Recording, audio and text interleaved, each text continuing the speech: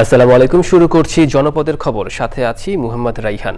এখনকার এই সংবাদ আয়োজন একই সঙ্গে চ্যানেল আই এর ইউটিউব চ্যানেল এবং চ্যানেল আই এর ওটিটি প্ল্যাটফর্ম আই স্ক্রিনে লাইভ স্ট্রিম হচ্ছে।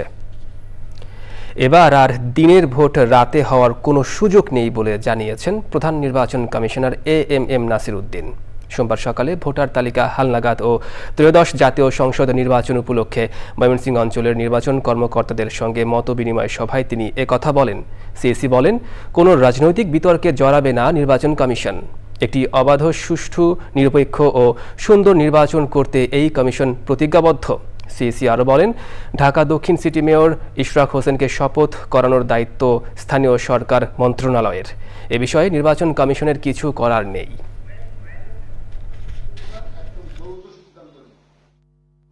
দিনের ভোট রাতে হওয়ার আর সুযোগ নাই, ওইটা আর ফিরে আসবে বলে মনে করি না। নিরপেক্ষ একটা নির্বাচন অনুষ্ঠানের জন্য আমরা শপথবদ্ধ। ইসি সম্পূর্ণরূপে নিরপেক্ষ একটা প্রতিষ্ঠান এখন, এবং নিরপেক্ষ আছে, নিরপেক্ষ থাকবে, সেই নিশ্চয়তা আমি জাতিকে দিতে পারি আপনাদের মাধ্যমে। এখানে কোনো ধরনের কোনো প্রভাব, কোনো ধরনের কোনো চাপের কাছে আমরা মাথা নোয়াবো না ইনশাল্লাহ। গাজীপুর মহানগরীর চন্দনা চৌরাস্তা এলাকায় জাতীয় নাগরিক পার্টির দক্ষিণাঞ্চলের মুখ্য সমন্বয়ক হাসনাত আবদুল্লাহর গাড়িতে হামলার ঘটনায় মহানগর পুলিশের বিশেষ অভিযানে 54 জনকে আটক করা হয়েছে। এ ঘটনায় এখনও কোনো মামলা হয়নি, তবে মামলার প্রস্তুতি চলছে। সোমবার সকালে বিষয়টি নিশ্চিত করেছেন গাজীপুর মহানগর পুলিশের অতিরিক্ত কমিশনার রবিউল ইসলাম।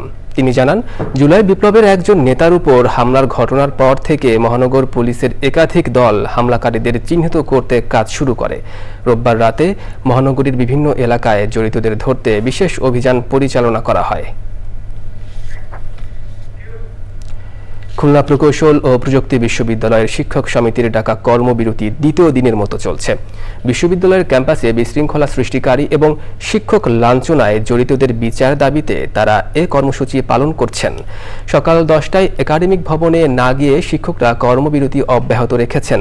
কুয়েট শিক্ষকদের কর্মবিরতি ও সার্বিক পরিস্থিতি নিয়ে সাধারণ সভা করেছে শিক্ষক সমিতি। সকালে শিক্ষার্থীদের সঙ্গে বৈঠক করেছেন নবনিযুক্ত উপাচার্য অধ্যাপক ডক্টর মোহাম্মদ হযরত আলী। সভায় সব ধরনের ডিন, ছাত্র কল্যাণ পরিচালক ও রেজিস্ট্রার ছিলেন।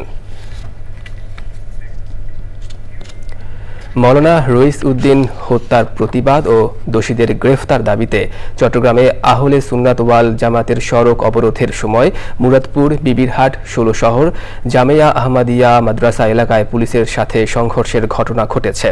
সে সময় টিয়ারশেল ও সাউন্ড গ্রেনেড নিক্ষেপের ঘটনা ঘটে। ওই ঘটনায় কমপক্ষে 10 জন আহত হয়েছে বলে আহলে সুন্নাত ওয়াল জামাত দাবি করেছে। পুলিশ ঘটনাস্থল থেকে 12 জনকে আটক করেছে।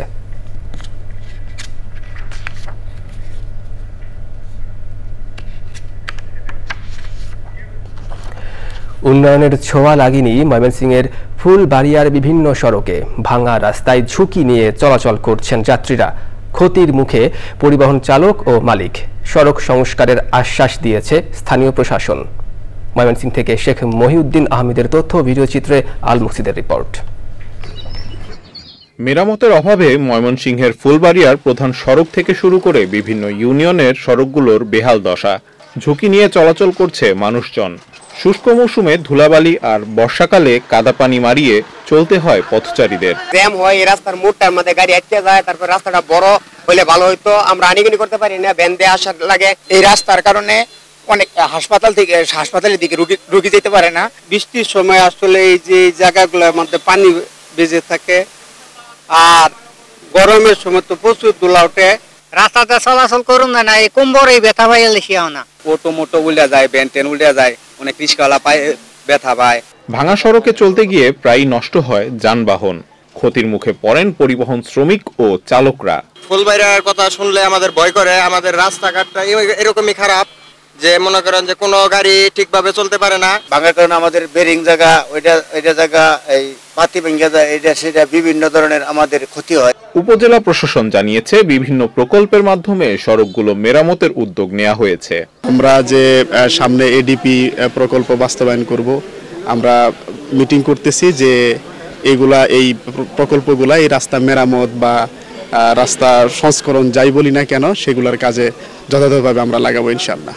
নিরাপদ ও আনন্দদায়ক ভ্রমণের জন্য প্রশাসনের কার্যকর পদক্ষেপ ও এর বাস্তবায়ন দেখতে চান ফুলবাড়িয়াবাসী। আল মুকসিদ, চ্যানেল আই। নোয়াখালীর সদরে আন্ডারচর ইউনিয়নে কৃষকের কৃষি জমি দখল করে মাটি কেটে ঘর নির্মাণ ও বসতঘরে হামলার অভিযোগ উঠেছে বিএনপি নেতার বিরুদ্ধে। ভুক্তভোগী কৃষক মাহফুজুল ইসলাম জানান, তিনি ওই বাড়িতে 15 বছর ধরে বসবাস করছেন। গত 24 এপ্রিল ওয়ার্ড বিএনপির সভাপতি রুহুল আমিনের নেতৃত্বে 10 থেকে 12 জন দেশীয় অস্ত্র নিয়ে জমি দখল করতে যায়। বাধা দিতে গেলে কুপিয়ে ও মারধর করে পরিবারের 5 সদস্যকে আহত করা হয়। এদের মধ্যে 2 জনকে নোয়াখালী সদর হাসপাতালে ভর্তি করা হয়েছে।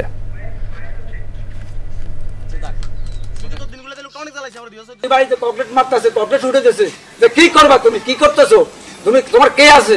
কিন্তু আমার 6টা মেয়ে নিয়ে আমি আছি, আর আমার কেউ নাই, আমি কৃষি কাজ করে খাই। এই লোকজন আমার উপরে এই অত্যাচার, গাছ গান সব কাটে কুটে, আমার ঘর দুয়ারে গাছও ফেক কোপাইছে, গাছের কাটা এখনো আছে, এই গাছ কাটিছে।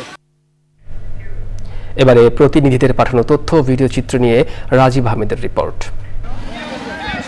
বাংলাদেশ জুডিশিয়াল সার্ভিস বেতন স্কেলের আলোকে বেতন ভাতা প্রদান সহ অন্যান্য সুবিধার দাবিতে বাংলাদেশ বিচার বিভাগীয় কর্মচারী অ্যাসোসিয়েশন শরীয়তপুর শাখা কর্মবিরতি পালন করেছে। কিশোরগঞ্জের হোসেনপুর কাইসমাপ গ্রামে নির্মাণাধীন সরকারি পাকা সড়কের কাজে বাধা দেওয়ার প্রতিবাদে মানববন্ধন করেছে এলাকাবাসী। নাটোরের বড়ইগ্রাম উপজেলার জুনাইন ইউনিয়ন পরিষদের চেয়ারম্যান আবুল কালাম আজাদের বিরুদ্ধে অনিয়ম দুর্নীতির অভিযোগ এনে সংবাদ সম্মেলন করেছে স্থানীয় ব্যবসায়ীরা। শেরপুরে চালকলের মাঠে ক্রিকেট ব্যাট নিয়ে পিটিয়ে হাবিবুর রহমান তালুকদারকে নৃশংসভাবে হত্যার প্রতিবাদে বিক্ষোভ মিছিল ও মানববন্ধন কর্মসূচি পালিত হয়েছে। রাঙামাটিতে 5 দিনব্যাপী পৌরকর মেলা ও দিনব্যাপী ফ্রি মেডিকেল ক্যাম্পের উদ্বোধন হয়েছে। পৌরকর মেলা ও র্যালির উদ্বোধন করেন রাঙামাটি জেলা প্রশাসক মোহাম্মদ হাবিবুল্লাহ। খেলাধুলায় বাড়ায় বল, মাদক ছেড়ে মাঠে চল, এই প্রতিপাদ্যকে সামনে রেখে সাভারে অনুষ্ঠিত হয়েছে উত্তর Jamsing premier league short pitch cricket টুর্নামেন্টের ফাইনাল খেলা ও পুরস্কার বিতরণ। নোয়াখালীতে যুব সমাজকে সমাজের মূলধারায় যুক্ত করা ও মাদক সন্ত্রাস থেকে দূরে রাখার প্রত্যয় নিয়ে শুরু হওয়া ফুটবল টুর্নামেন্টের 2য় রাউন্ডের খেলা অনুষ্ঠিত হয়েছে। রাজীব আহমেদ, চ্যানেল আই। তীব্র ভাঙনে নদী গর্ভে বিলীন হয়ে গেছে গোপালগঞ্জের টুঙ্গিপাড়ার শৈলদাহ নদী তীরবর্তী সড়ক। এতে যোগাযোগ বিচ্ছিন্ন হয়ে চরম দুর্ভোগে 50,000-এর বেশি মানুষ। ভোগান্তি কমাতে দ্রুত সড়ক সংস্কারের দাবি ভুক্তভোগীদের। তবে অর্থ বরাদ্দ না থাকায় রাস্তা সংস্কারের তাৎক্ষণিক কোনো উদ্যোগ নিতে পারছে না বলে জানিয়েছে স্থানীয় প্রশাসন। গোপালগঞ্জ প্রতিনিধি আসাদুজ্জামান বাবুলের তথ্য ভিডিও চিত্রে আফরোজা হাসির রিপোর্ট। পিচ ঢালা রাস্তায় নির্বিঘ্ন যোগাযোগ নিশ্চিতে কোটি টাকা ব্যয়ে শৈলদাহ নদীর তীর ঘেঁষে সড়ক নির্মাণ করে এলজিইডি। পণ্য পরিবহন, যান চলাচল সহ সড়কটি টুঙ্গিপাড়া উপজেলার ডুমুরিয়া ইউনিয়নের হাজারো মানুষের যোগাযোগের মাধ্যম। কিন্তু সম্প্রতি তীব্র ভাঙনে শৈলদাহ নদীগর্ভে বিলীন হয়ে গেছে সড়কটির 250 ফুট অংশ। এতে সরিষাবাড়ি, চিতলিয়া, তারাইল, জামাইবাজার ও মামার বাজার সহ যোগাযোগ বিচ্ছিন্ন অন্তত 15টি গ্রামের 250,000 মানুষ। কাছে একবারে রাস্তা ছিল, রাস্তাটা সহ পুরো ভেঙে গেছে। ভেঙে যাওয়ার কারণে এই এলাকার লোকজন যাতায়াতের খুব সমস্যা, স্কুলে যাতায়াত পোলাপান যাইতে পারে না ঠিক মতো। নদী ভাঙা না কমালে তো এই রাস্তাটা থাকবে না, আমাদের বাড়ি ঘরও থাকতেছে না। ঘর ভাঙতে আর 4 রাত আছে জায়গা, বাড়ি করছি মানুষ নিয়ে।